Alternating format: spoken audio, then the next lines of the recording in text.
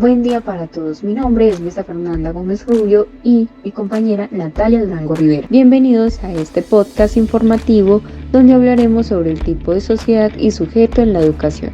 Para esto tendremos en cuenta los siguientes temas. Primero, ¿cómo debe ser la acción educativa? Segundo, tipos de sociedad y sujetos en la educación. Tercero, contenidos educativos que se deben priorizar. Cuarto, áreas de trabajo educativo. 5. Importancia de la dimensión en lo ético. Sexto, ¿cuál debe ser la postura del educador? Séptimo, ¿qué tipo de propuestas educativas se deben fortalecer? Octavo, ¿cuál es el papel del currículo desde la perspectiva del aprendizaje autónomo? ¿Cómo debe ser la acción educativa? La acción educativa es un proceso que se inicia desde una intencionalidad pedagógica con finalidad educativa. La iniciativa de la misma, si bien procede del educador, no únicamente influye en el educando, sino también en el primero. Cualquier acción educativa, desde este punto de vista, es bidireccional. Por lo tanto, tenemos 10 elementos claves en la acción educativa. Primero, cooperación del profesorado. En los centros educativos se habla mucho de la importancia del trabajo cooperativo, pero este no se limita al alumnado y requiere un aprendizaje socioemocional previo que, en el aula, siempre parte de nuestra formación. Evaluación inicial. Nuestro cerebro está constantemente comparando la información almacenada con la novedosa. Como vamos aprendiendo en un proceso continuado en el que se van integrando las ideas nuevas en las ya conocidas a través de la asociación de patrones, resulta imprescindible identificar los conocimientos previos del alumnado. Y luego tenemos objetivos de aprendizaje y criterios de éxito. Los objetivos de aprendizaje constituyen a un punto de partida fundamental en la planificación de la unidad didáctica. Pero para que puedan alcanzarse es imprescindible que el profesor sea capaz de comunicar y compartir con el alumnado de forma clara y precisa y en toda experiencia de enseñanza y aprendizaje, qué conocimientos, actitudes, valores o competencias son útiles en el proceso.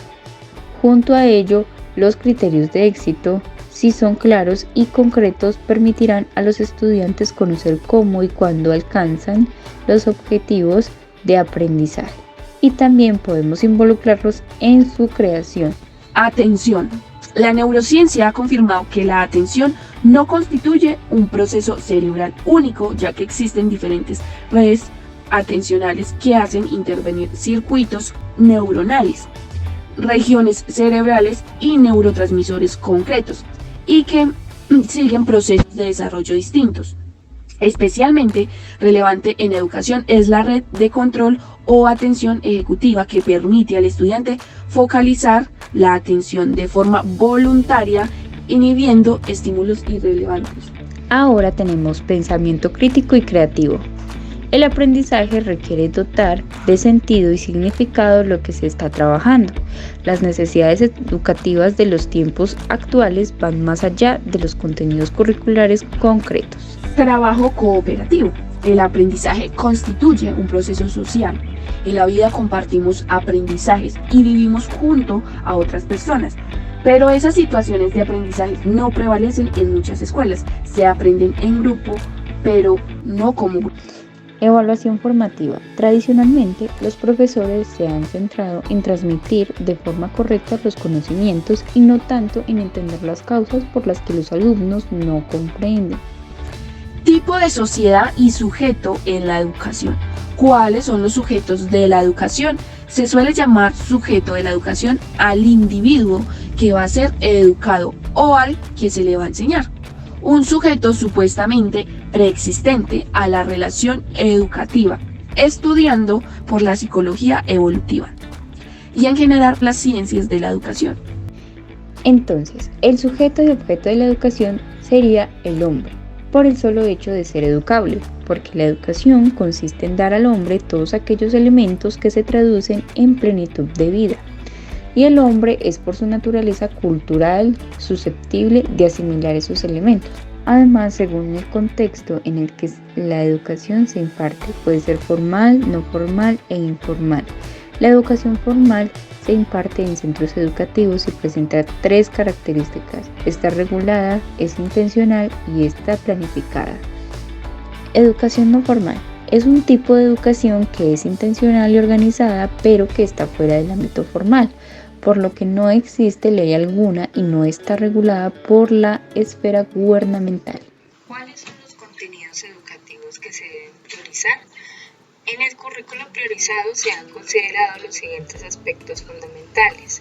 Primero, aprendizajes básicos imprescindibles. Son considerados como básicos imprescindibles los aprendizajes que son precisos adquirir en el término de subnivel de referencia para evitar una situación de riesgo alto de exclusión social para los estudiantes implicados, ya que su no adquisición comprometería gravemente su proyecto de vida personal y profesional. Condicionaría muy negativamente su desarrollo personal y social y les impediría acceder a los procesos educativos y formativos posteriores y aprovecharlos. Enfoque de las áreas de estudio.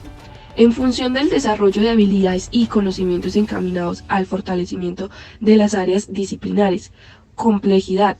Considera destrezas con criterios de desempeños abarcadoras, es decir, aquellas que implícitamente contienen a otras destrezas de menor complejidad, permitiendo que el docente sea quien las descargue y las trabaje de acuerdo con su realidad.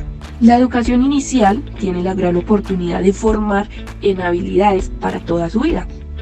En el área del autoconocimiento, antes que los niños o niñas puedan asumir la responsabilidad de sus propias actividades, deben adquirir un sentido cognitivo de sí mismo como persona físicamente diferente, separados del resto del mundo. El conocimiento de sí mismo es el primer paso hacia el desarrollo de normas de comportamientos. Permite a los niños entender que las respuestas del adulto ante algo que han hecho está dirigida a ellos y no solo el acto mismo. ¿Qué tan importante es la dimensión de lo ético?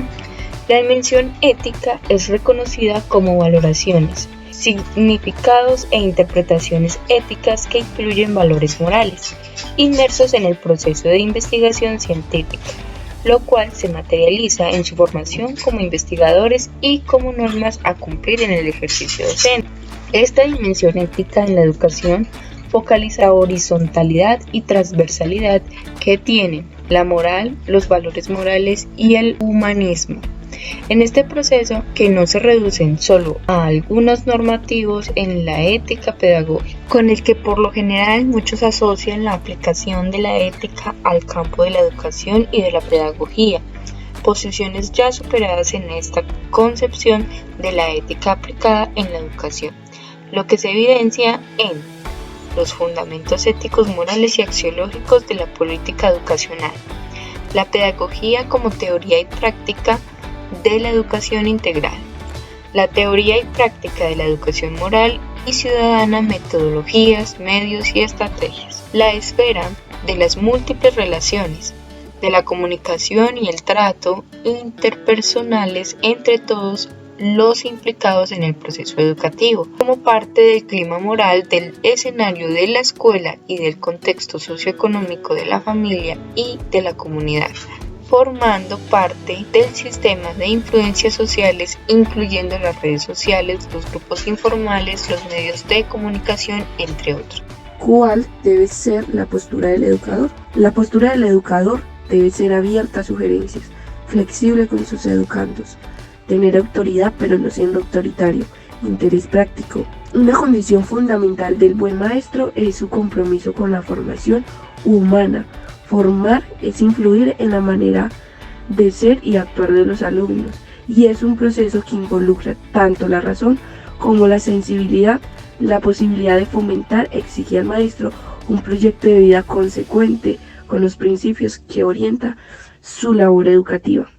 ¿Qué tipo de propuesta educativa se debe fortalecer? Por ejemplo, el desarrollo de habilidades de pensamiento. El estudiante desarrolla destrezas y habilidades de pensamiento que conlleva a la construcción y a la comprensión del significado de lo que hace y cómo lo hace para considerarse como sujeto y no como objeto. En muchas oportunidades los docentes dedican su vida a la profesión, pero dentro del proceso educativo hay otros factores que impiden que esto pueda darse.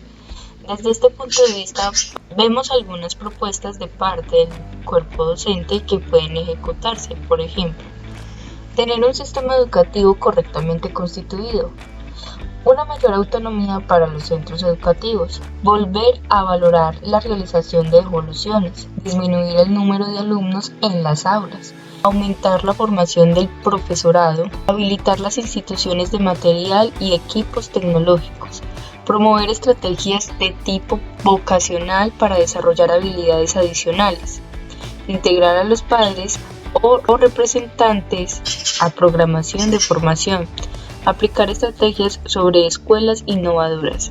Estas son algunas de las propuestas para mejorar la educación, que prometen generar algunos cambios de diferentes sistemas educativos. ¿Cuál es el papel del currículo desde la perspectiva del aprendizaje autónomo?